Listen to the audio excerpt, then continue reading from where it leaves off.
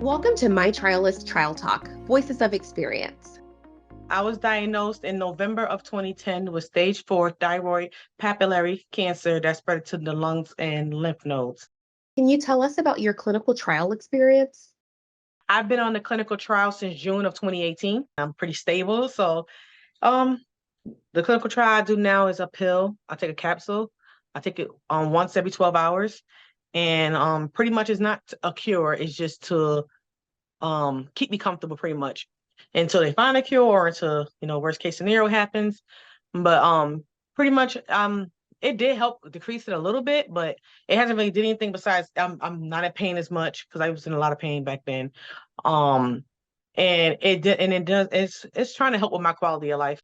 What was your biggest concern about participating in a clinical trial? My biggest concern about starting a clinical trial was the fact that I thought that they was going to give me like a fake pill or a fake medication, and then I would think that I'm getting treated and I'm actually not, and my cancer will be progressing. And I'd be secretly thinking I'm healed and I'm not healed. So what made me change my mind is basically I did a lot of research. I talked to the doctors, I asked all my questions, and they actually answered it and it made me feel comfortable. Did you face any barriers when deciding to enroll in the trial? I have financial barriers, the job, also another barrier that was when I'm on this clinical trial, I obviously can't conceive. And being a mother is one of the main things I wanted to be. So on this clinical trial, it's said to possibly stop the brain development of a fetus. So I knew that it was one of the main barriers was gonna stop me from being a parent or whatever. So that was one of the main barriers. Financial, yes, but I also been blessed to have such a supportive family and friends that they kind of help out. Also, I've been lucky to get put on to social workers that had grants for me and that help me out, that try to, lessen the strain. And then the clinical trial people actually helps me too. They like help pays for my ride, my transportation to the hospital, and they also pay for my stay when I'm down there and for one family member to come with me. So that kind of helped. Why did you decide to enroll in a clinical trial? I decided to enroll because even though I lived a long time with my cancer, I'm basically told like this could help me live even longer. So anything to live longer and to have a better quality of life, I decided that I'm going to try. I'm not going to just give up and be like, okay, I'm just going to see what happens, what happens, what happens. So I felt like me doing the clinical trial was a step towards fighting for a longer life and more healthier life. What was the clinical trial enrollment process like? Basically I had to, do a lot of signing of some papers and consents. Um, I also had to get permission to like get the tissue tested, and that's when it came out that I was positive for the TRK gene. And then once I signed them papers, everything pretty much moved very quickly. Like within like a couple of weeks later, I was in the clinical trial. I went down there, did the PET. You gotta do PET scans, MRI, CT scans. I did all that, and then I started my first dose, and here we are. It was just pretty quick. What was one thing you were surprised to learn about clinical trials that you didn't know? I didn't know that it was going to stop my family life. Like I'm 34 years old and I want to be a mom. And I didn't know that it would stop me from possibly, I could, well, it's not really stopping me, but if I tried to conceive, obviously it could be detrimental to the child. So I think I would have waited or planned it out better had I known that part. Other than that, the clinical trial is pretty good. Another thing is some of the side effects, like I go through side effects where I'm in pain. Like if I miss a dose or get close to the dose being due, the pain, I can't, it hurts to blink. Like I can't make this up. It hurts to blink. It hurts to speak. I can't even lift my hand up without everything feeling like it's about to shatter. That's one of the things about the clinical trial I wish I would have knew. But other than that, we figured out ways to figure that out and get that under control. So that's pretty much it on that end. Was enrolling in a clinical trial the right decision for you? I think I would have still been here, but I don't know what my quality of life would have been without the clinical trial. So I feel like it's the best decision. I wouldn't change it, and I would advocate for other people to join in if they could. How important is it for you to advocate for yourself during treatment? I feel like being an advocate for yourself and speaking up is important because that's the main thing you got control of. Like I mean, you already have people speaking and telling you what to do, how to eat, what time you're supposed to get treatment, what time you're supposed to be there.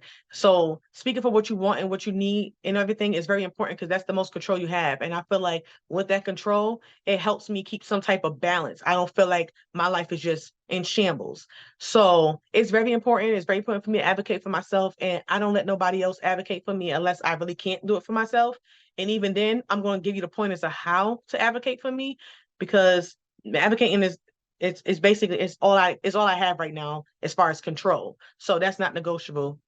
What advice would you give someone who is having a hard time deciding to enroll in a clinical trial? Do your research and follow your heart. Basically, don't just let people talk you into something that you're not all the way 100% with, because at the end of the day, it's your body. It's your body is your choice. You don't need nobody to tell you, oh, you need to be on this to survive. Because I went 6 years without treatment and I still survived. Do I love the fact that I'm on a clinical trial? Yes.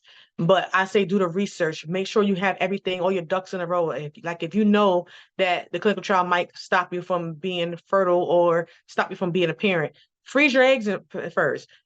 Make sure you have all your ducks in a row before you join so you won't have no regrets. And make sure you ask lots of questions. Like if they didn't answer the question the way that you want to answer, go ask somebody else. And that's all I'm saying. Just don't settle for one person's answer. Keep getting all the questions until you're comfortable.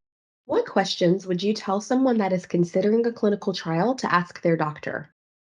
I will ask, what are the side effects? Because you don't want something that's going to make you worse, like, oh, this is going to cure your cancer, but it's going to make your liver fail. You don't want that. So I will ask, what are the side effects?